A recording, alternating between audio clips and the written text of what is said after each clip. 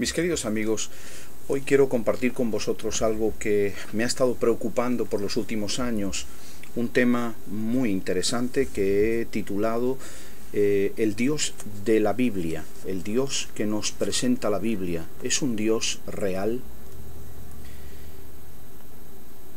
Por muchos años yo, como muchos de ustedes, busqué a través de todo lo que se me aparecía en la vida, a la vista, al entendimiento, un camino que me pudiera acercar a Dios, porque entendí que Dios es la asignatura pendiente del ser humano. Vivir, caminar esta vida sin enfrentar la pregunta de si existe Dios y quién es Dios, es dejarse, quizá por irresponsabilidad, vaguería o comodidad, dejarse de hacer una de las preguntas más importantes que el ser humano se debe plantear. La pregunta de si la Biblia nos presenta al verdadero Dios es una pregunta muy lógica y muy necesaria, porque muchos de nosotros hemos partido o partimos de la base de que la Biblia nos presenta al Dios verdadero. No cuestionamos lo que dice la Biblia, lo damos por hecho. Y todas nuestras discusiones, las discusiones teológicas que pudiéramos tener, tanto cristianos, sobre todo protestantes, ¿verdad?, católicos también, como judíos y otros tipos de religiones o de sectas, parten de la premisa de que los 66 libros que componen la Biblia son indiscutibles. Pero yo sigo manteniendo mi pregunta. ¿La Biblia nos presenta al Dios verdadero? Esta pregunta no tiene fácil solución. A mí me costó y me está costando mucho sacrificio interno llegar a una respuesta clara. Pero hay una pregunta que yo me hice a mí mismo y quiero compartir con vosotros, y es la siguiente.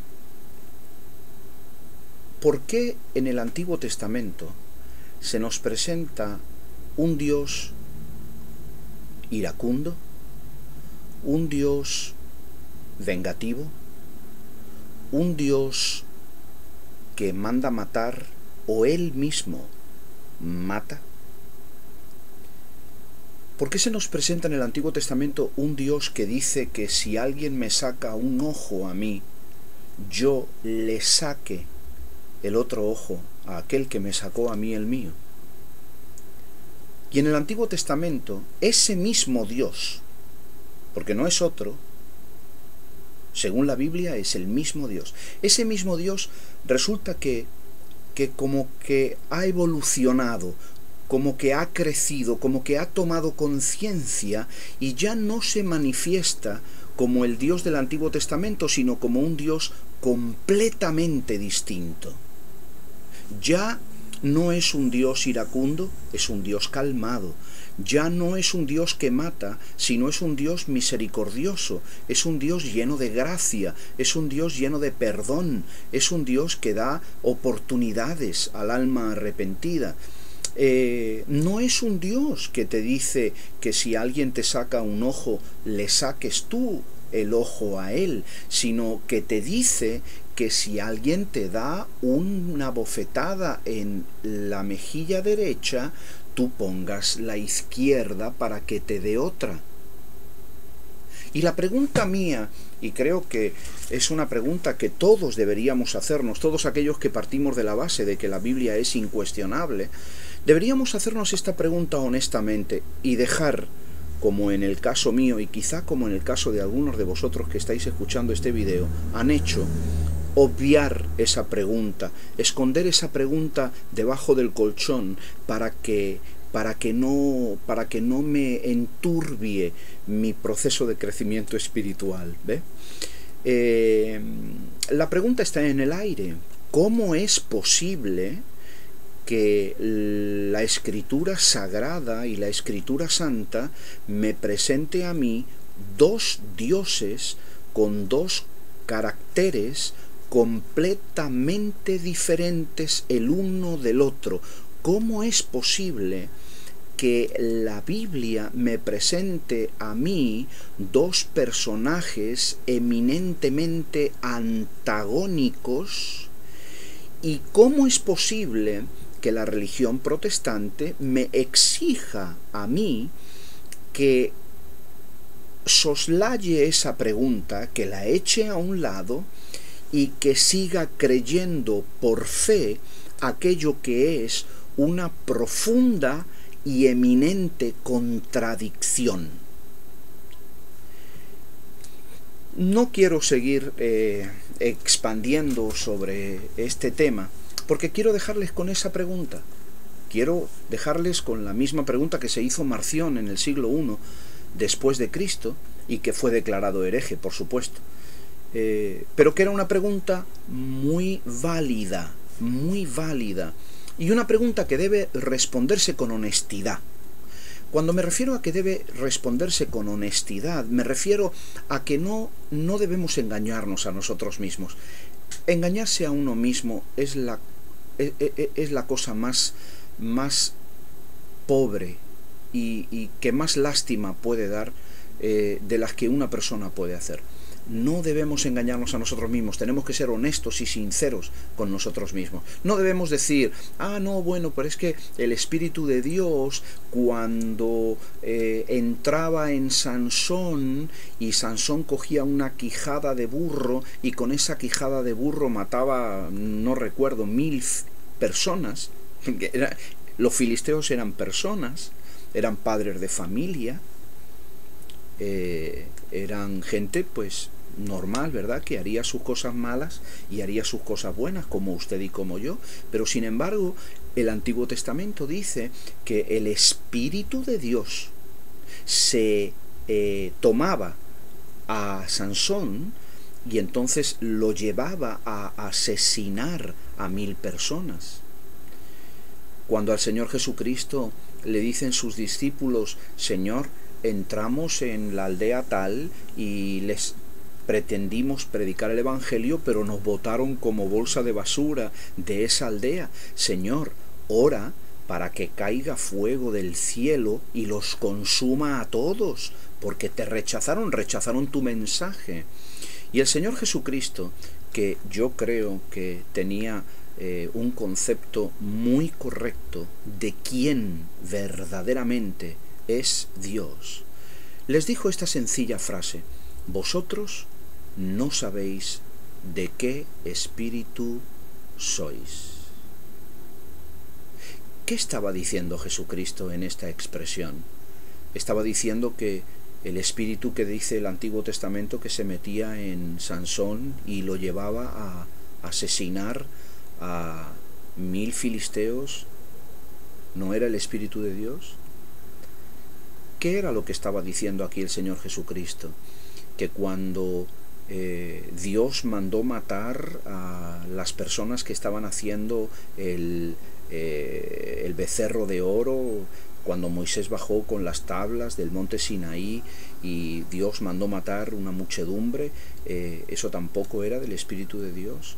¿Qué nos está tratando de contar? ¿Qué está tratando el Señor Jesucristo de decirnos? ¿No nos está tratando el Señor Jesucristo de decir, quizá, tal vez, pienso yo, que la interpretación que los judíos hicieron de la Torá y de la pseudohistoria que se presenta en la Torá y en los libros históricos judaicos, que históricamente están puestos en duda porque no están refrendados por ningún documento aparte del bíblico o aparte de documentos eminentemente bíblicos, que no hay verdaderamente un consenso en la arqueología que nos pueda ratificar que los acontecimientos que dice el Antiguo Testamento fueron verdaderamente históricos.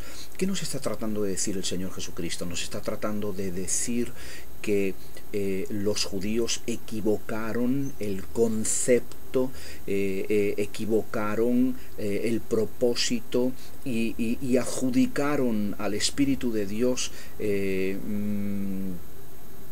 reacciones, sentimientos, emociones y acciones que no corresponden a un Dios de amor, de misericordia, de paciencia infinita, de conmiseración profunda con la necesidad del ser humano, sino que más bien la idea de Dios en el Antiguo Testamento fue usada con el propósito de crear un pueblo, al que se le convenció de que era un pueblo escogido por Dios de entre todos los pueblos.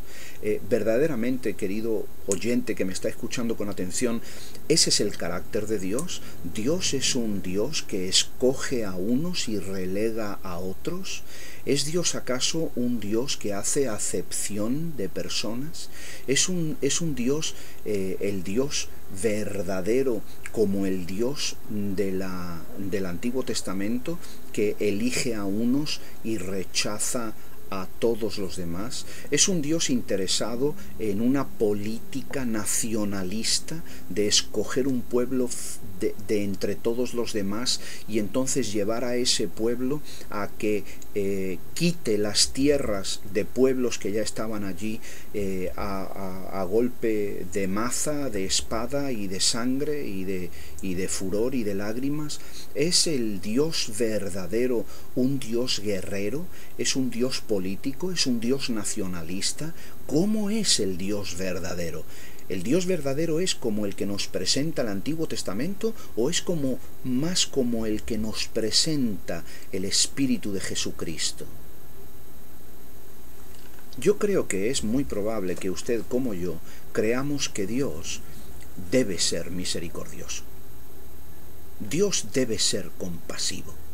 Dios debe ser bueno. Debe serlo. Es imperativo. Si nosotros creemos que Dios tiene que tener unas características bondadosas, que Dios, por lo que nos dicta nuestro corazón y por lo que vemos a nuestro alrededor, es un Dios de amor, es un Dios de orden, es un Dios de misericordia, entonces tenemos que aceptar, nos duela, que el Dios del Antiguo Testamento no es el verdadero Dios. Y esto es un asunto muy difícil de entender y muy difícil de aceptar, pero siéntase usted libre. Aquí hay un email donde usted puede enviar su opinión, los comentarios del video. También usted puede hacer los comentarios que quiera. Lo que le pido, por favor, es que sea honesto, que sea sincero consigo mismo y que sea sincero conmigo delante del Dios verdadero. No me venga con contestaciones de tipo religioso hechas ya. No me venga usando versículos bíblicos. A mí personalmente no me interesan los versículos bíblicos. A mí me interesa lo que usted cree honestamente con usted mismo. Que usted haya tenido la valentía de hacerse las preguntas necesarias y haya tenido usted la honestidad de contestarse esas preguntas en honor a la verdad. No en honor a lo que su pastor le dice, no en honor a las doctrinas que le han enseñado, no en honor a lo que su maestro de escuela bíblica le dice que usted tiene que decir cuando le hagan una pregunta de este tipo o cosas así. No repita los versículos bíblicos como el papagayo repite las palabras sin saber en profundidad a lo que se refieren, sino que sea usted honesto, pregúntese a sí mismo, para que entonces usted vaya forjando una fe, que tenga sentido para usted, que usted deje de creer lo que otras personas quieren que usted crea y empiece usted a creer aquello que usted cree. Porque por eso es por lo que usted puede dar su vida. Usted puede dar su vida por aquello que usted ha constatado y que usted ha dicho, esta es la verdad y esta verdad es irrenunciable. No siga estando convencido de lo que otros le dicen. Pregunte, conteste esa pregunta. ¿Por qué ese Dios del Antiguo Testamento presenta unas características tan disímiles, tan diferentes al Dios del Nuevo Testamento? ¿Por qué? ¿Y por qué se dice que ese Dios es el mismo?